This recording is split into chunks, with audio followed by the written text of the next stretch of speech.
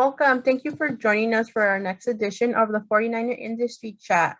As we wait, as everyone comes in today, I'll be going through some housekeeping items. Just a reminder, this session is being recorded and it will live on our website at the csulb.edu/alumni.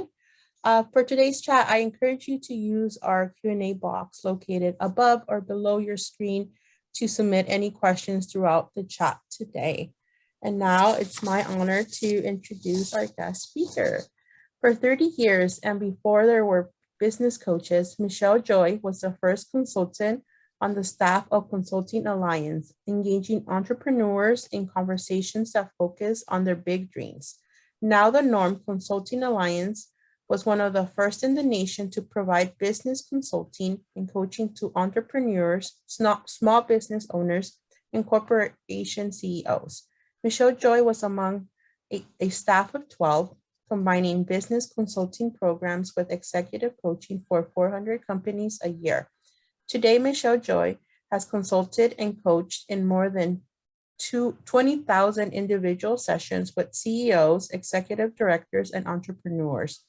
Her expertise as a consultant and success as an author has helped her take startup companies to their first million and beyond. MichelJoy holds an undergraduate degree in psychology from CSULB.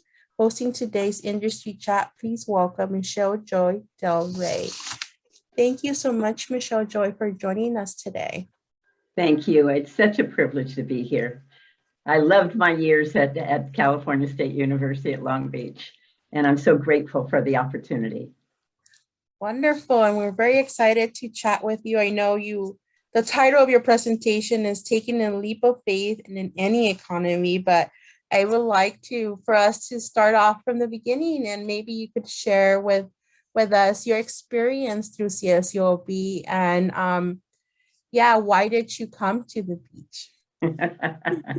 Well, I became really committed to completing my education after my daughter was born. And she was an incentive for me to know more, initially to be a better mother and to be able to learn all the things that I didn't know and knew that I needed to know. And so when I came there, I had completed my AA at another college, a junior college, and I came over partly because of the Isabel Patterson Child Development Center. And it had such a great reputation. And so I got two educations. I got the education there, and I got the education at California State University at Long Beach. And both were extraordinary. Yeah, and then you majored in psychology. Mm-hmm. That your experience through that program? Well, there were brilliant professors, and I really felt that I had learned so many things that I had intuitively had a sense of, but I didn't really have grounded and didn't know. And so I got very practical information and practices that I was able to integrate into my life. And there were surprising things that I didn't know I would learn as well. So the entire experience was one where I felt at home, I felt empowered, and I felt really taken to a new level of understanding. So being, a mom and just having a family and being that student, how did you balance that, and did you seek out any mentors at that time?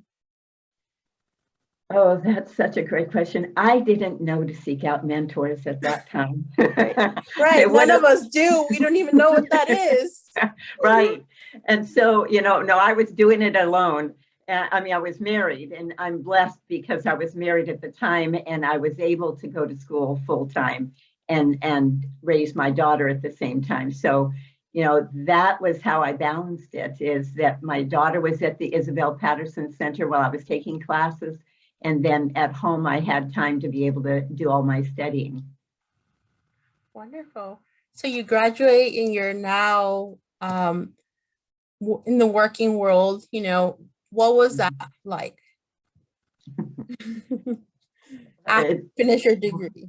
And I know I went on your website, so I saw a little bit snippet about your engagements and your story a little bit. And I thought that was very, something that we should probably share with people.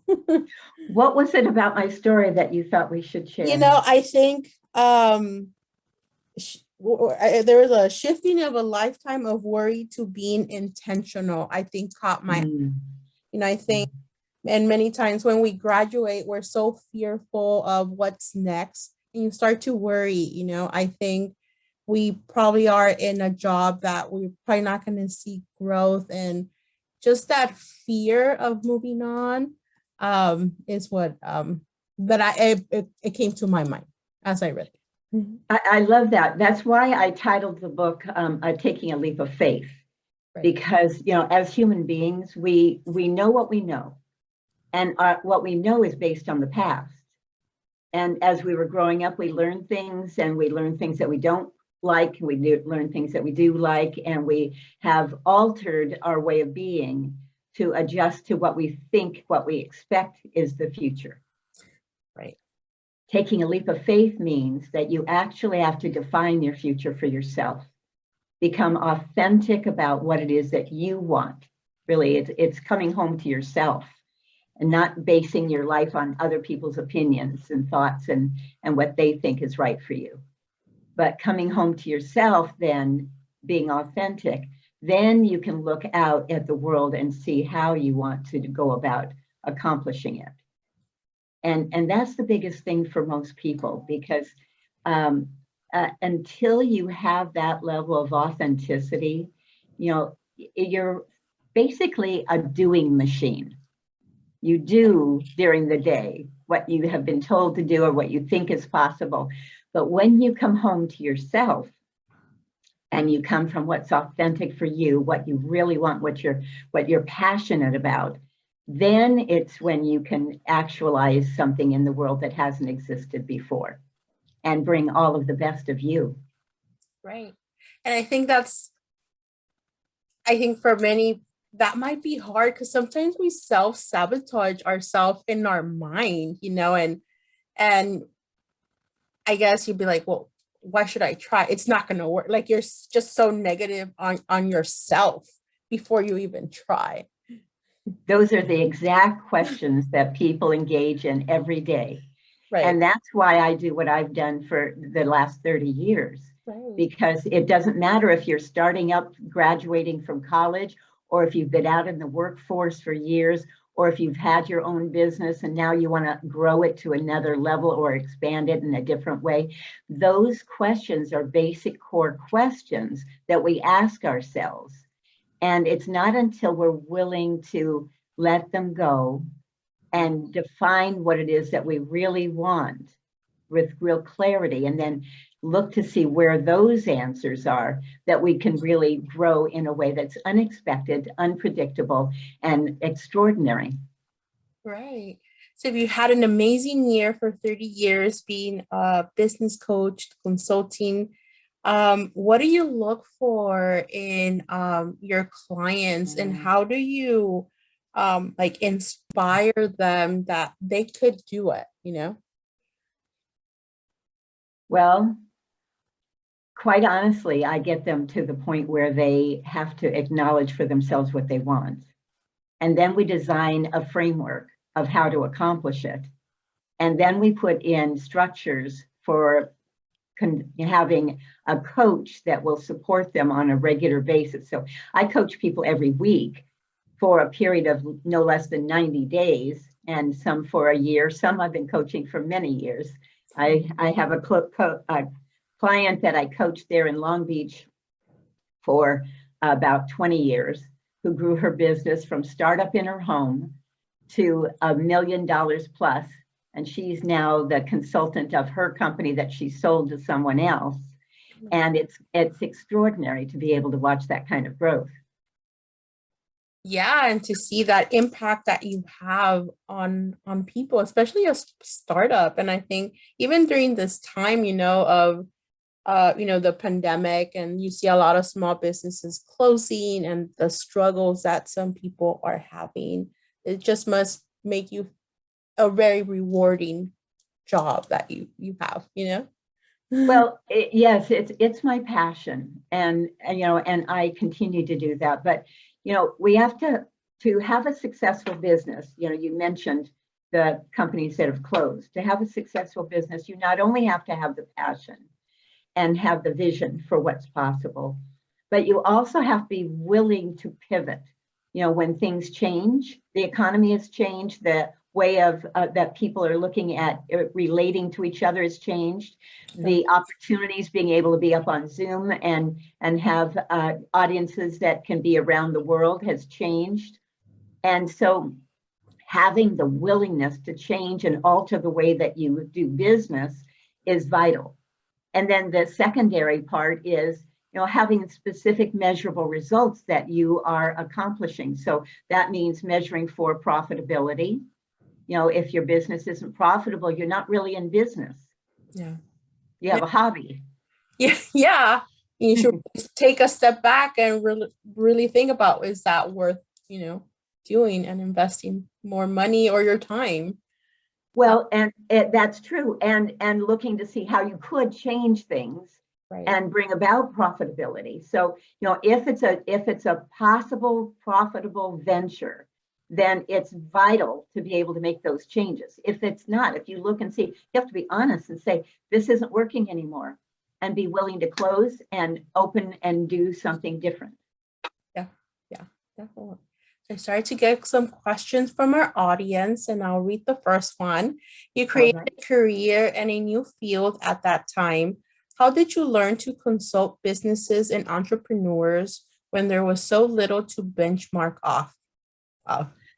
Oh, that's a great question. Well, I was privileged to be the first coach in a consulting company that was started by a woman named Patricia Joy McDade.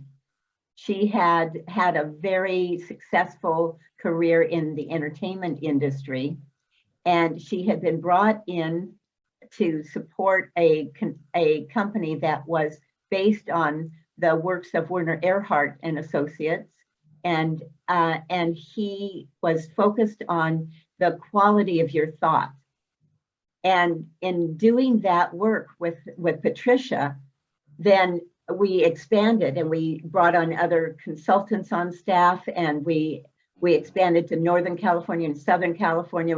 We were masterful in enrollment and transformational kinds of conversations with people to have them be looking at what they really wanted to accomplish, and enrolled them in the program that had just begun.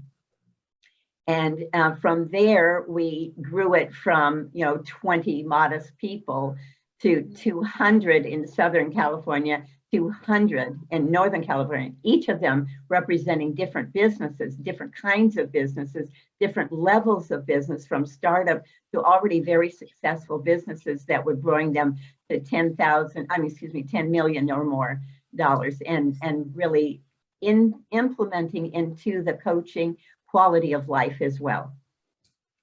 Wonderful. What does your training look like, and how does it differ from other business coaching? What makes your method unique? Well, the coaching program that I have is called the 90-day game, Millionaire Mind Mastery. And so in 90 days, I have people begin the program with what their vision is. They actually have to get very specific and measurable about what it is that they want to accomplish. So having a vague idea that they want to grow is not sufficient. Having an interest or taking their business from startup to having $100,000 a year in profit, that's specific. And so then we work with those numbers to look and see what it is that has to be accomplished to have that by the end of 90 days. And then every week we meet on the phone and we look to see what you've accomplished. And then there's coaching that I provide for each of the clients. It's a group coaching. So for each of the clients to look at their business, what they want to accomplish, what's missing for them, and then implement that, and then make a new promise for a new result. So you actually come up against giving your word and keeping your word. Right. To yourself first and foremost. right? Holding yourself accountable Mhm. is very important. Are there clients that you won't take, or if their business take on if their business plan, direction, mission don't have high potential for success? Or maybe those that once you sit down and say, like, we need these measurable metrics, they're kind of flip-floppy, that they won't stick to them or might not be able to execute. Right. Right. Well, you're right on, Naomi. There are businesses that are not firmly grounded Right. and don't have real structures in place to be able to be successful. So along the way, during the course of 90 days, there are different structures that are implemented for people to be able to put into their business, and in the process then come back and share, what has opened up for them out of doing that. And, I would say, oh gosh, you make me think back here. There are a few businesses that I won't take on, that are very clearly not firmly grounded, not really clear about what they want to accomplish, and they're not ready for coaching. Mm-hmm. But there are many that just have the idea and that they're enthusiastic. And if you put the structures in place, then they can be successful. It's like starting from ground zero and building it. And like, would like a client that they won't be successful, like, do you like, how do you tell them that, and do you refer them to a different type of coaching for them, like, to understand that you can take them on? Well, I actually inquire and ask questions, and they come to their own answer. Okay. Yeah. That's great. How does your coaching differ for small businesses versus these large corporations? I don't coach large corporations. No. Okay. I have an affiliate that I refer them to. Okay. Yes, and she works with global companies, and she's a financial expert. And so those companies are dealing really strongly with the numbers, and she's the person I bring in. Wonderful. So it's like, for your career, you have to be a very people person. How did your psychology degree help you in this career? And do you do continuing education for other areas? I'm not sure what you mean, continuing education. Like, is there, like, how do you keep yourself abreast of trends in the business world? Or is there specific, like, certificates that you do? Okay, so I am a member of HR.com, and HR.com is human resources. So I stay updated with all of the new legal requirements. And in that way, I'm staying up with trends as well. You asked about whether there are certificates. I do not engage in certificates for my work. The results are what we measure. Okay. So every week we measure for dollars in, and every week the clients that are in my programs make a promise about a new dollar amount that they're going to bring in that week. So we have specific measurable results that people are engaging in every week. And those come from what their overall vision is, what their picture is, what their intention is for the end of 90 days. It's measurable. And you can see, yeah. How has your business model changed during the pandemic? Seems like you're already doing coaching by telephone and Zoom and Skype, becoming the new way of connecting with people. Right. I've really had to change very little. I now have more Skype than I have ever before. the model that we started with was one where we could have independence as business consultants. We looked into what was occurring at the time, 20, 30 years ago, and most business consultants were flying to, across country, being in a location for 1 or 2 days or maybe a week with their clients and then flying to the next place. And their lives were not of highest quality. And so we looked to see what it is that we wanted that was ideal for us. And we designed a different model. That's all. We invented that model to be able to work with clients anywhere in the world, and once a month have them fly in to work with us as a group. Oh, okay.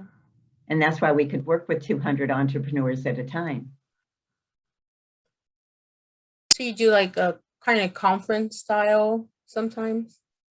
Well, conference style in that it was in a meeting room with, tablecloth tables and everyone sitting at a table and leaders in front of the room, yes.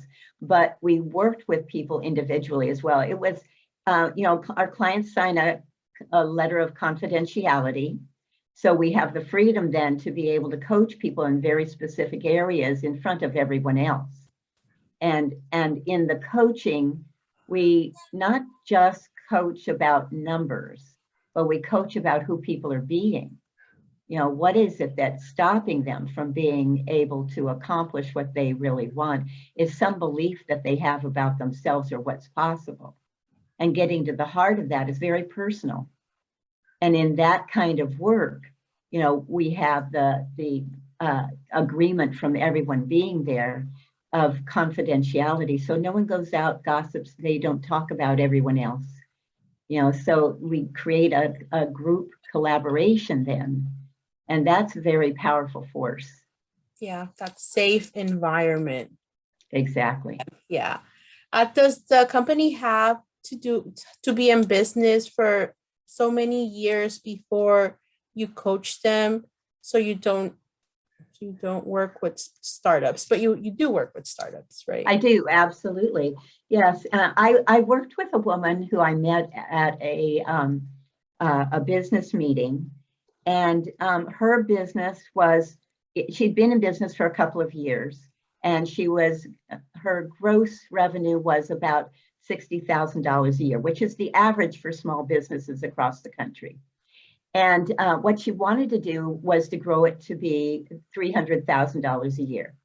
And we had one coaching session, and we looked at what she had available, what she was doing, what the opportunities were for her.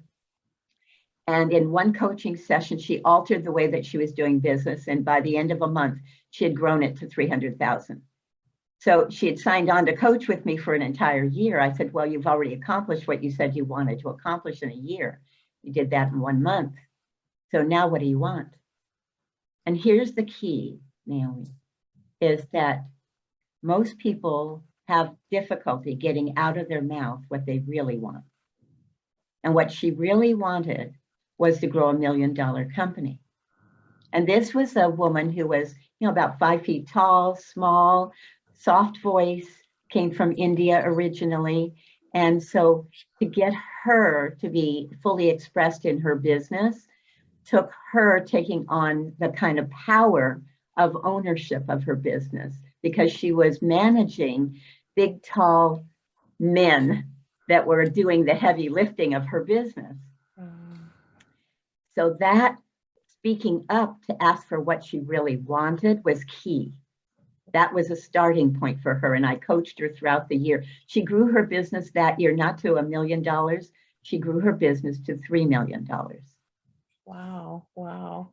Yeah. Someone once told me, like, you have to say it out loud and you have to hear it, to be able to empower yourself that that's what you want to reach for. And sometimes it just takes people, coaching to be able to convince people to do that. Just put it out in the ether, but say it out loud.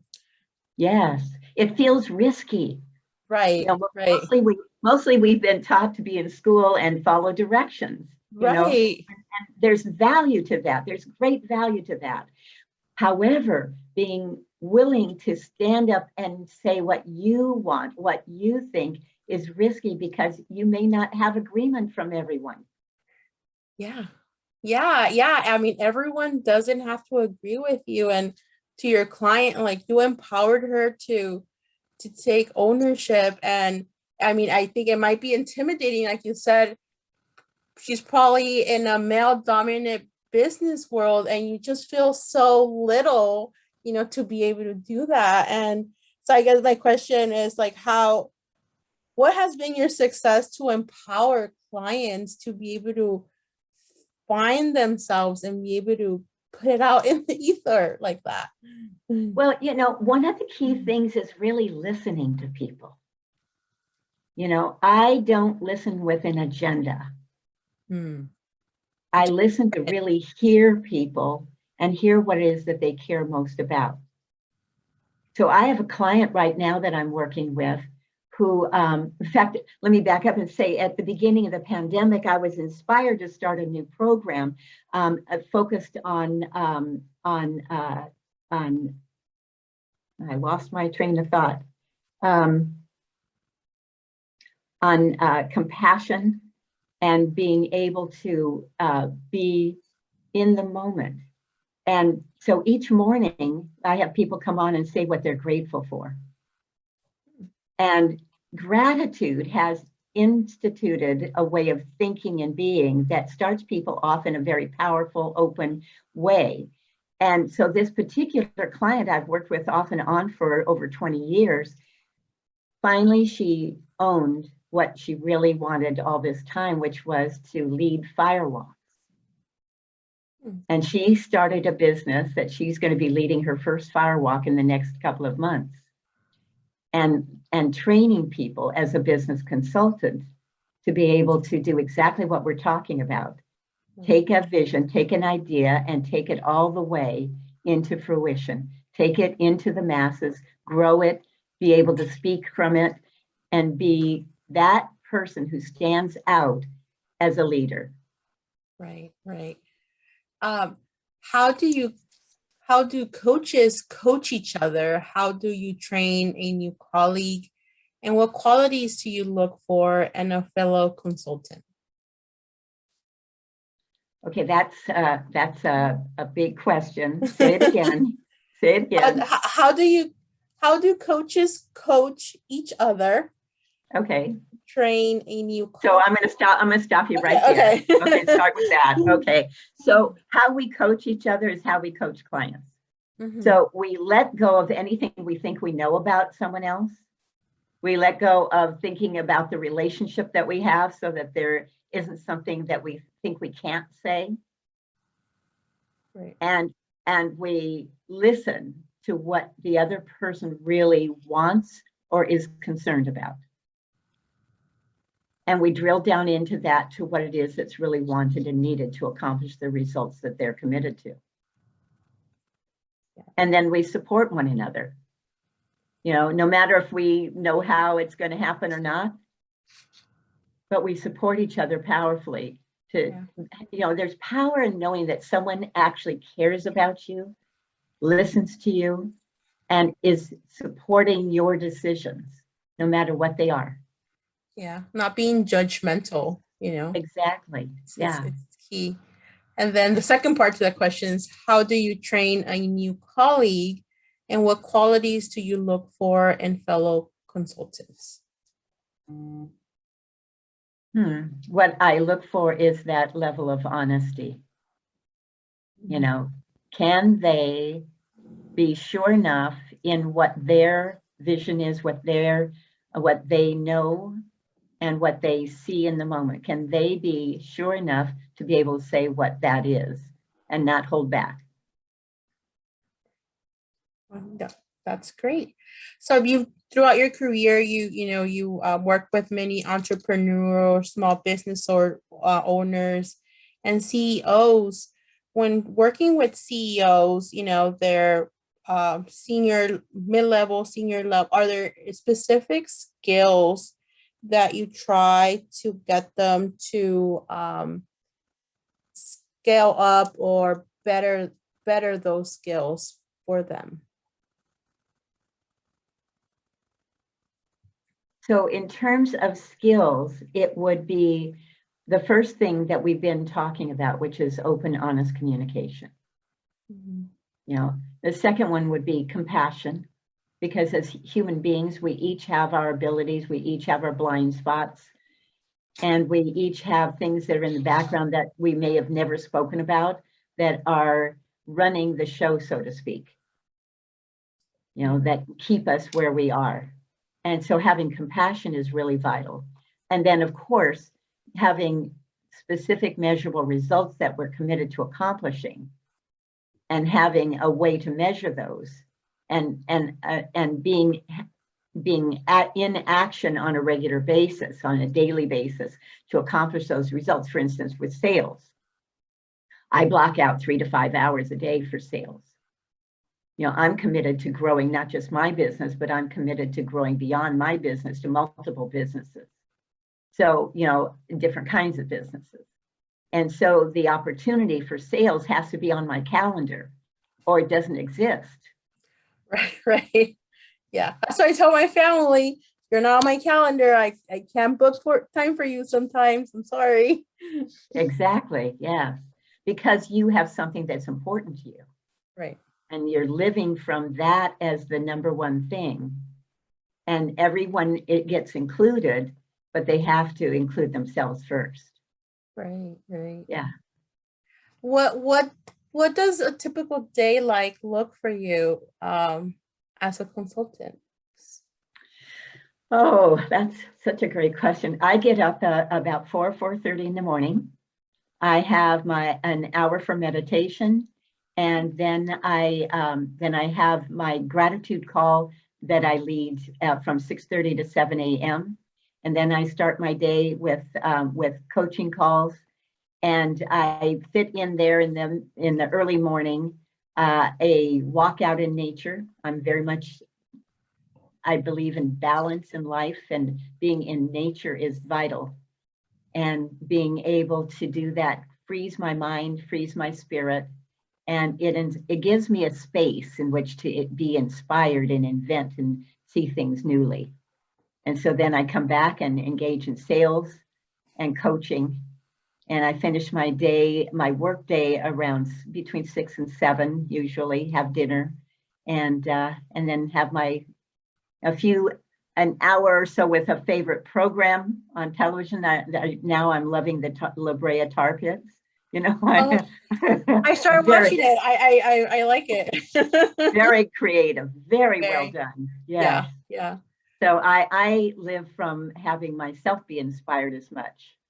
Yeah. You talk about like the work-life balance and how important that is. And many times, many of us forget about that. We're just about work or business. You know, we forget to take care of ourselves. Yes. Yeah, that is a part of what I bring into coaching, because it's a blind spot for a lot of people. You know, they don't know why things aren't working in their business. Well, they're not working because you aren't including yourself. Right, right. If you don't include yourself, it's very hard for you to be able to have results that are for you. You know, that you actually can run out of the energy, you can run out of the creativity, you can run out of time and abilities. And so you have to plan to include yourself and define for yourself what that looks like. You know, what is a breakthrough for you? If you were going to design your life in which you were committed to having a breakthrough this next year, you know, by the end of 2022, if you could have anything that you wanted in terms of your business, how it's structured, the income that you have coming from it, the gross profit, the net profit, the quality of people that are working with you, you know, you define each of those now, and then you work backwards. We use the Harvard School of Business format broken down for an entrepreneur. They have the Merlin structure. And so we use the Merlin structure for entrepreneurs and have them define that big vision from the end of the year and work backwards in time to what it would take now to accomplish the result that they're committed to. And then put in structures of measuring for the end result on a weekly or daily, weekly, monthly, quarterly basis, so that you are continuously measuring for that end of year intention to be fulfilled. Wonderful. So I know your book, congratulations. It's #1 Amazon bestseller international. Already Aim, Thrive, Discover How to Flourish and Prosper Today. Can you share with us your experience in writing that book and participating in such an amazing project with several authors? Well, it was an act of creativity. That's all I can say to you. You know, each of us put in a piece that went into the book, and then we had a very great. We had a very. I was looking at the notes. Yeah, they're asking what's the show. La Brea. It's all about the origin of the La Brea tar pits 10,000 years ago. Yes, but you know, it's really an act of creativity in the moment to write what is in answer to the focus of the book, and then someone else published it for us. So I didn't have to take that part on at all, and it's a privilege to be able to promote it. Yeah, it sounds. I read the description. It looks so wonderful that I am gonna buy it and I'm gonna read it. Wonderful, wonderful. Well, be sure that you make a note and contact me, and you'll have a complimentary business design session. I'm happy to give to you. Thank you. So I keep on getting questions. Failures and obstacles can sometimes be essential to reaching success. Can you talk about any challenges or failures you and your clients have experienced? How did you learn and adjust moving forward? Oh, wow. We have lots of failures. You know, breakthroughs quite often have a failure first before people move forward. In terms of the company that I was with, I think that we continued having breakthroughs. There were people that worked with us that left. That might have been a failure. We had clients who had breakdowns. You know, rather than call it a failure and put somebody in a category of being a failure, you know, what we acknowledge is that breakdowns will occur. Breakdowns occur regularly. And if you can allow yourself to experience a breakdown and not break yourself down over the breakdown, then you have freedom. So acknowledging a breakdown is paramount, because otherwise it's like you're pulling it along with you, behind you, and you're always in fear that somebody's going to find out about you or find out about the breakdown that you had. But if you can acknowledge the breakdown, acknowledge yourself and anything that you did or didn't do, and get complete about it for yourself, then you have freedom. Then it's like starting newly, but you've got new information that you can come from. So it's not a stigma. It's not a prediction of how the future is going to be. It's simply a breakdown. Right. Yeah. You learn from your failures, you know, and you just get up and dust yourself and try again. Yeah. Well, I exchange the word failure for a breakdown, because failures say that you've come to an end, but a breakdown is just on the way to a breakthrough. Yeah. Oh, I love that analogy. I love that. Yeah. You've helped thousands build their businesses. Is there any client in particular that stands out in your mind, one of your greatest stories of success? Well, Dr. Holly Gahn, who is now Dr. Holly Carling, I have such great fondness for. When I met her, she was a newly divorced mother of 3, and she was and still is a doctor of acupuncture medicine. And at the time that I met her at a networking event, she was in the habit of taking all of her bills each month, writing out the checks, putting them in the envelopes, and then praying over them because she didn't know where the money was going to come from. And when I met her and I talked to her about our program and about my coaching, she immediately said yes, even though she didn't know how to pay the bills every month or how she was going to pay me or pay for the program that she enrolled in. But she knew that the answer yes was right for her. So she started from there. She grew her business to being here in Southern California, one of the largest and most profitable acupuncture practices across the nation, in the top 10%. And she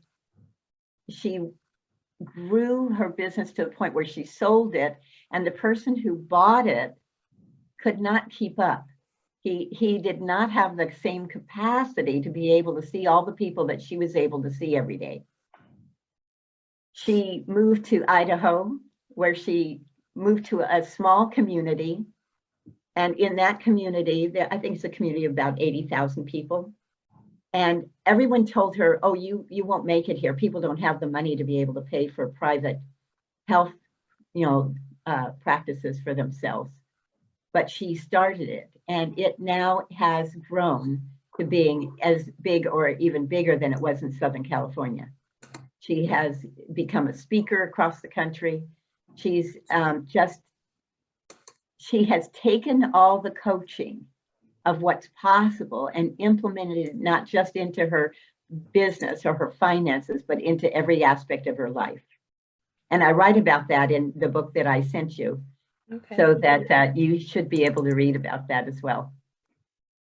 Wonderful. And in fact, any of your listeners who want a copy, I'm happy to send them. I can send it through the email. Just send me a request at MichelJoy@micheljoy.com, and I'm happy to send you a copy of the book. Wonderful. Thank you so much for offering that to our listeners and our students and our alumni.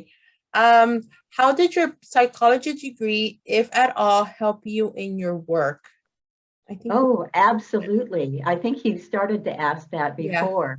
Yeah. But that was the foundation that I needed. I grew up with a mother who had been placed in an orphanage for a few years of her life after her parents divorced. She was born in Germany, and she had English as a second language. When she came here to America, they didn't have English as a second language education. She learned how to speak English out on the streets when she'd hear people talk. And mostly what she heard was people swearing. Oh, wow. So she was just very good at swearing. She knew a lot of words that were swear words, So, that was the beginning point that I came from, but then, she was a mother who cared. She had compassion. She didn't always have compassion for herself. She didn't always have the ability to know how to talk things through. But overall, that's what she cared about, was, having her family. Yeah. And I think families, everything, that drives us every day. So I know we have about a minute left. Thank you so much, MichelJoy. We've had a wonderful conversation, but before we go, is there any words of wisdom, advice you want to share with our audience, with our students, with our recent alumni, that you would like them to take away today? I appreciate the question. And, what I am committed to and what I invite each of your listeners to do is to be compassionate with yourself. First and foremost, no matter what your aspirations are, you are capable. If you care about yourself, if you care about the world, if you care about others, bring all of who you are to that. And that can be the road to success. And if anyone wants to have a complimentary business design session with me, I invite you to contact me at MichelJoy at MichelJoy.com. It's MichelJoy.com. Wonderful. Wonderful. Well, thank you so much for that offer to our audience. And you're right. I love that, being compassionate to yourself, to be able to succeed. I'm lost for words. I love that. If any, I'm not sure if you're on LinkedIn. If people want to network with you, they could definitely go to your website and email you. But are you also on LinkedIn? I'm everywhere. Just look my name up, MichelJoy, and I'm on MichelJoy.com. I'm on LinkedIn, on Facebook, on Instagram. You can find me at any of those places. Wonderful. Well, again, MichelJoy, thank you so much for taking the time to address our students and our alumni, and then everyone else on the call today. Everyone, thank you so much for joining us for our edition of the 49er Chat. Please visit our website and follow us on social media to learn about future chats like this. Thank you so much. I appreciate you. Thank you so much.